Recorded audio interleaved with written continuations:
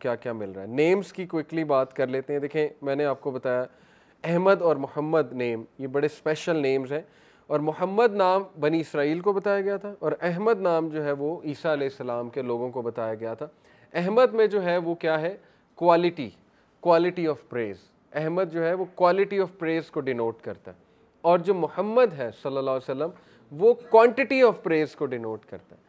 तो मोहम्मद का मतलब है कि एक शख्स जिसकी इनफाइनाइट प्रेज़, यानी कि क्वांटिटी इतनी ज़्यादा है, उसकी प्रेज़ की क्वांटिटी इतनी ज़्यादा है कि आप गिनने बैठेंगे तो आपको शायद जो सालों लग जाएं कि इस शख्स की कितनी प्रेज़ की गई है।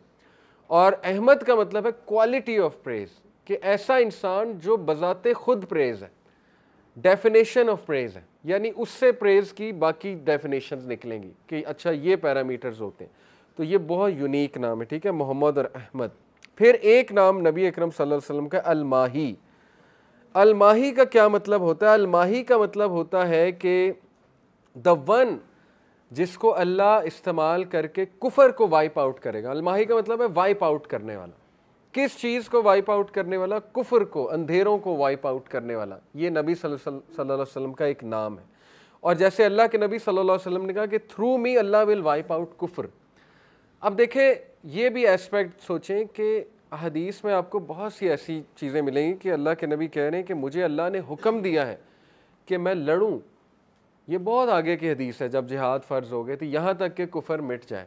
अब इसको जो है वो कोई भी इस्लामोफोब या गोरा ला सकता है कि ये देखो जी वो तो वॉर लॉर्ड थे, नाउज़ुबिल्लाह। वो सारी इग्नोर कर देंगे पिछले जो 15 साल के पीस मेकर वाली हिस्ट्री है, और जो जो उन्होंने कोशिशें की पीस मेकिंग की, और वो एक रैंडम चीज़ पकड़ के कहेंगे ये देखो ये क्या लिखा हो।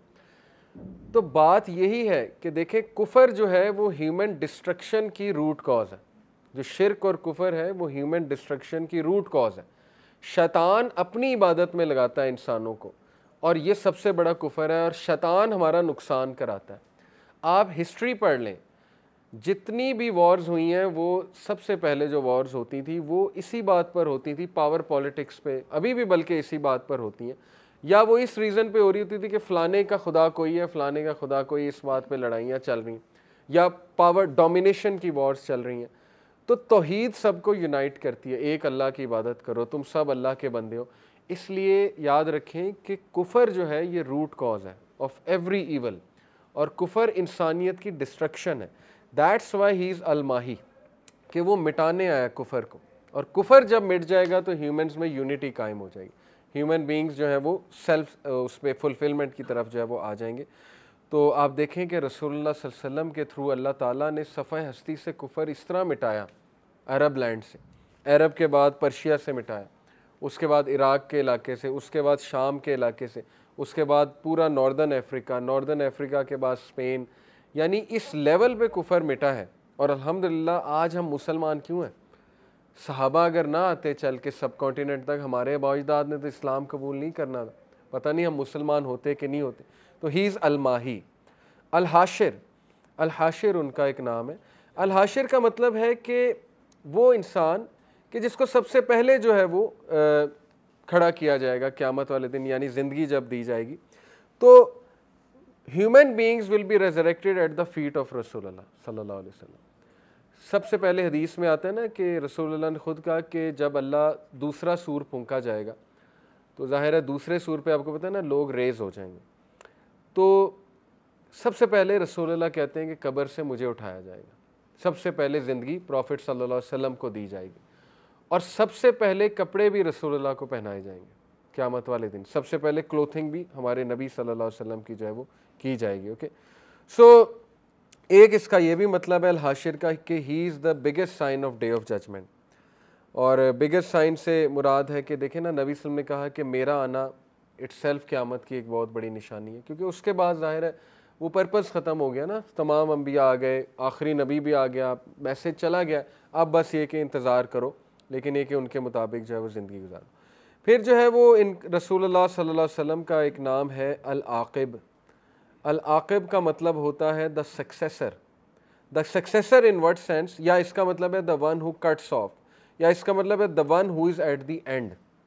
तो इसका मतलब ये है कि वो तमाम अंबिया के सक्सेसर हैं, अल-आक़िब।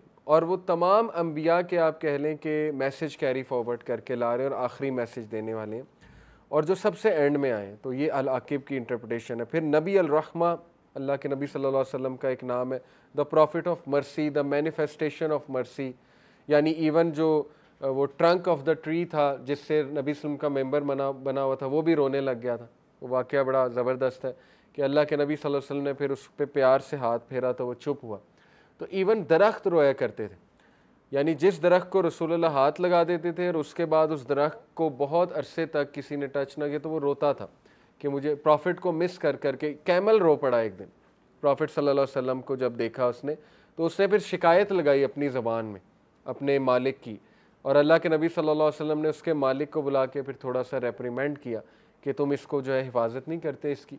तो यहाँ से अंदाज़ा लगा लें कि वो एनिमल्स के लिए, एनवायरनमेंट के लिए, जिन्नों के लिए, इंसानों के लिए वो सबसे बड़ी मर्सी थे और बहुत बड़े एनवायरमेंटलिस्ट थे हमारे नबी सल्लल्लाहु अलैहि वसल्लम। वॉर के जो मिलिट्री के रूल्स हैं, ये सुन ज़ू ने किताब लिखी आर्ट ऑफ वॉर, वो तो कुछ भी नहीं।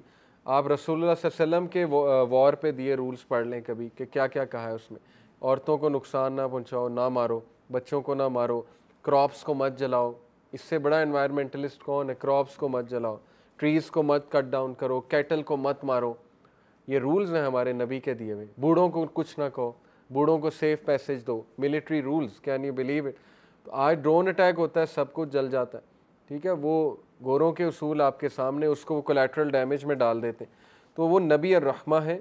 फिर नबी अत-तौबा, नबी अत-तौबा से मुराद है द प्रॉफिट ऑफ तौबा, यानी रिपेंटेंस।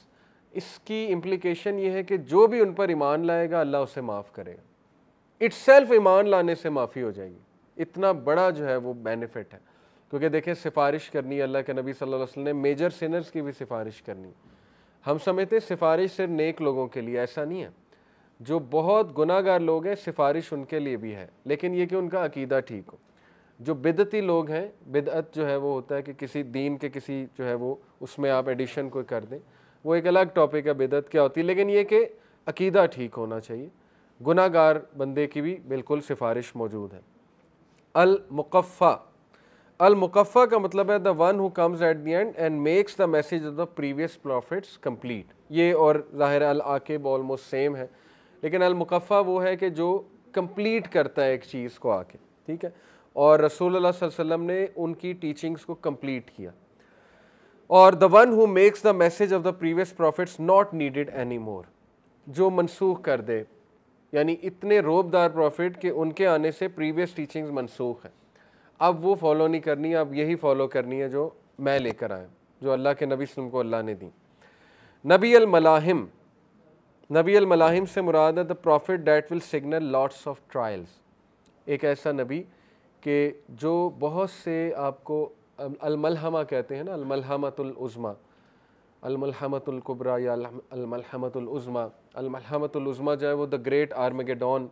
तो मलहमा जो है ये एक वॉर को कहते हैं, एक ऐसी वॉर जो बहुत ट्रायल लेगी हमारा। तो एनीवे मलाहिम से मुराद है कि जो ट्रायल्स की तरफ इशारा करेगा, और ये हमारे नबी का एहसान है कि हमारे नबी ने हमें तमाम ट्रायल्स की आगाही कर दी थी।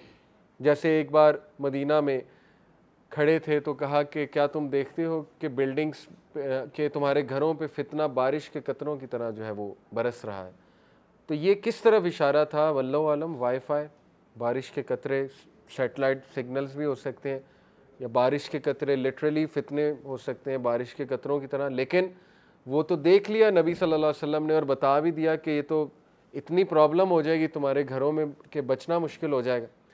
फिर देखें ये बताया कि कुर्बे क़यामत में जितना इनएक्टिव रहोगे अच्छा है। इनएक्टिव इन द सेंस कि जितना जो आज का क्रिएटेड वर्ल्ड है उसमें इनएक्टिव। कहा घरों से ज़्यादा बाहर ना निकलना, कहा बाज़ारों की तरफ इतना ना जाना। हर एडवाइस तो मौजूद है, वो अलग बात है हम उसमें अमल नहीं करते हैं। इसी तरह बताया ना कि कुर्बे क़यामत के ये साइंस हैं, तो बच के रहना। अरब्स विल कम्पीट, नंगे बदन वाले जो बेदविन्स हैं, बद्दू, वो बड़ी बड़ी बिल्डिंग्स में कम्पीट करेंगे, ये एक साइन बता दिया। तो ये इसीलिए बताया कि आप और हम जो है बच सकें, उन साइंस को देखते हुए ज़रा अलर्ट हो जाए। कहा कि उस टाइम से नेक अमाल कर लो जितने कर सकते हो, इससे पहले कि फितने छा जाएं रात के, काली रात के अंधेरे की तरह। जब एक बंदा सुबह मोमिन होगा शाम को काफिर होगा, या शाम को मोमिन होगा सुबह काफिर होगा।